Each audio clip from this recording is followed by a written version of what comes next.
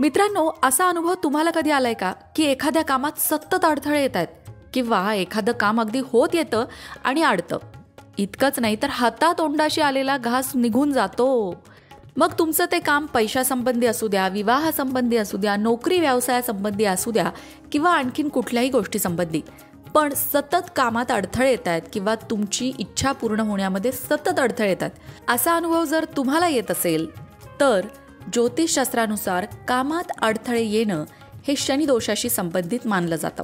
मग तुमची 7.5 चालू असेल किंवा शनीची महादशा चालू असेल, पत्रिकेमध्ये तुमच्या कुंडलीमध्ये शनी ग्रह योग्य स्थितीत नसेल तर असे अनुभव येतात. पण मग यावर उपाय काय? एक झाड आहे जे यावर उपाय आहे. काय आहे तो उपाय? कोणत्या झाडासंबंधी बोलते मी?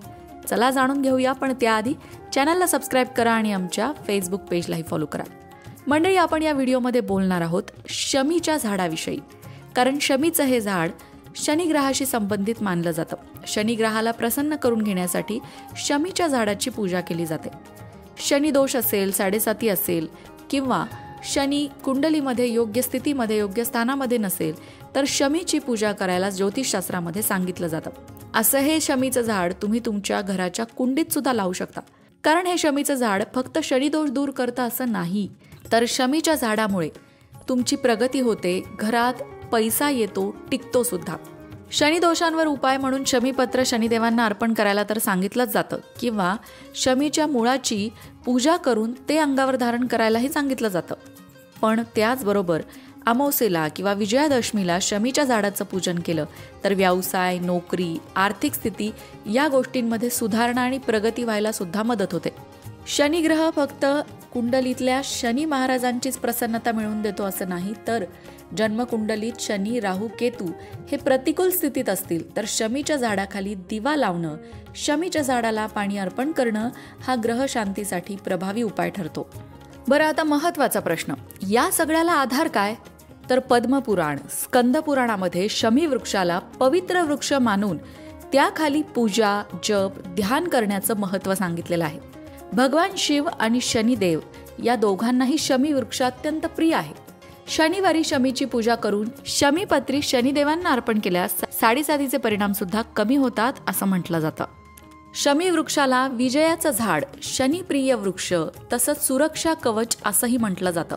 ऋग्वेद, रामायण, महाभारत, पुराण तसंच ज्योतिषशास्त्र आणि वास्तुशास्त्रात सुद्धा शमी वृक्षाचं महत्त्व वेगवेगळ्या अंगांनी वर्णन केलं गेलंय.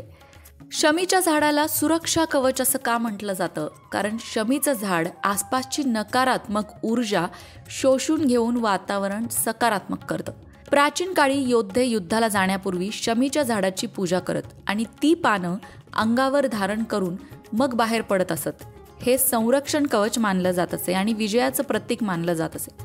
शमीच्या झाडाखाली बसून शनिमंत्राचा जप किंवा ओम नमः शिवाय या मंत्राचा जप केल्यास मानसिक स्थैर्य येतं, संयम येतो आणि क्रोध नियंत्रणही साध्य होतं असंही म्हटलं जातं.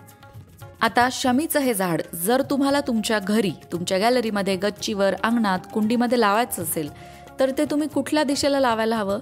तर वास्तुशास्त्रानुसार शमीचं झाड घराच्या दक्षिण किंवा पश्चिम दिशेला लावणं शुभ मानलं जातं. त्यामुळे नकारात्मक शक्ती घरात प्रवेश करत नाही. तुमच्या घरात एखादा वास्तुदोष असेल तरी सुद्धा शमीचं झाड लावण्याचा सल्ला दिला जातो. शमीला जिवंत वास्तू रक्षकही मानलं जातं. त्यामुळे घरात सुखशांती येते आणि आर्थिक भरभराट सुद्धा होते. शमीच्या झाडाची पूजा करण्याची एक पद्धत आहे. शनिवारी, अमावस्येच्या दिवशी किंवा विजयादशमीला अर्थात दसऱ्याच्या दिवशी शमीच्या झाडाची पूजा करायला सांगितली जाते. त्यावेळी झाडाच्या मुळाशी स्वच्छ पाणी घालावं, तिळाच्या तेलाचा दिवा त्या झाडाजवळ लावावा, शमीपत्री शिवलिंगावर किंवा शनिदेवांना अर्पण करावी. त्याचबरोबर शनी मंत्राचा जप मगाशी म्हटलं तसं तुम्ही शमी वृक्षाजवळ करू शकता. पण आणखीन एक महत्त्वाची गोष्ट आहे यामध्ये, शमीचं झाड हे नैसर्गिक हवा शुद्ध करणारं म्हणून ओळखलं जातं. इतर अनेक वनस्पतींप्रमाणेच ते हानिकारक प्रदूषण शोषून घेतं आणि ऑक्सिजन सोडतं, ज्यामुळे तुमच्या घरातल्या किंवा घराभोवतीची हवेची जी गुणवत्ता आहे ती सुधारायला मदत होते. त्या जागेत राहणाऱ्या लोकांना त्याचा फायदा होतो. त्यामुळे घरातील वातावरण निरोगी आणि सकारात्मक होतं. कारण शमी वृक्ष विषारी पदार्थांचं शोषण करतं आणि म्हणूनच शमी वृक्ष लावला असता त्या घराभोवतीचं वातावरण शांत, प्रसन्न आणि सुंदर होतं असं म्हटलं जातं. पण या सगळ्या व्यतिरिक्त तुम्हाला माहितीये, शमीच्या झाडाचे आरोग्याच्या दृष्टीने सुद्धा भरपूर फायदे आहेत. शमीच्या पानांचा काढा पोटदुखी, अजीर्ण, गॅस, अतिसार यावर उपयुक्त मानला जातो. शमीच्या झाडाचं जे फळ आहे ते सुद्धा बद्धकोष्ठतेपासून आराम देतं. इतकंच नाही तर काही संशोधनानंतर शमीच्या पानांच्या अर्कामुळे रक्तातील साखरेची पातळी नियंत्रित होण्यासही मदत होते. म्हणजेच मधुमेहींसाठी सुद्धा शमीचे झाड अत्यंत गुणकारी आहे. पारंपरिक पद्धतीत मधुमेहींना शमीच्या कोवळ्या पानांचा रस दिला जातो. त्वचा विकारांवर सुद्धा शमीच्या पानांचा लेप लावला जातो. जखमा असतील, फोड असतील, चट्टे असतील किंवा खरुजांवर सुद्धा या प्रकारे शमीच्या पानांचा लेप लावल्यास सूज कमी होते, खाज कमी होते आणि त्वचा विकारातून सुटका होते. पण मंडळी, आरोग्यासाठी जर शमीच्या पानांचा फायदा घ्यायचा असेल, झाडाचा फायदा घ्यायचा असेल तर आयुर्वेदिक डॉक्टरांच्या सल्ल्यानेच घ्या. कारण तुमचं दुखणं कसं आहे, किती तीव्र आहे, त्याप्रमाणे त्याचं प्रमाण किती हवं हे तुम्हाला तज्ज्ञ आयुर्वेदिक डॉक्टरच सांगू शकतात. पण शमीच्या फळामध्ये आणि पानांमध्ये अँटीऑक्सिडंट्स असतात, जे शरीरातील हानिकारक घटक नष्ट करतात. त्यामुळे प्रतिकारशक्ती वाढते आणि संसर्गजन्य आजारांपासून रक्षण होतं. अहो, इतकंच नाही तर पारंपरिक औषध उपचारात सुद्धा शमीच्या पानांचा गरम लेप सांध्यांवर लावला असता सांधेदुखी, वेदना कमी होतात. मग मंडळी, शमीच्या झाडाचे इतके फायदे तुम्हाला याआधी माहिती होते की नाही ते कमेंट करून पटकन सांगा. आणि जर तुमच्याकडे शमीचं झाड असेल तर ते सुद्धा कमेंट करून सांगा. तुमचा वैयक्तिक अनुभव सुद्धा कमेंट बॉक्समध्ये नक्की नोंदवा. शमीचं झाड हे जसं शनी ग्रहाशी संबंधित आहे तसंच ते आरोग्याच्या दृष्टीने सुद्धा आणि वातावरण शुद्ध करण्याच्या दृष्टीने सुद्धा महत्त्वाचं आहे.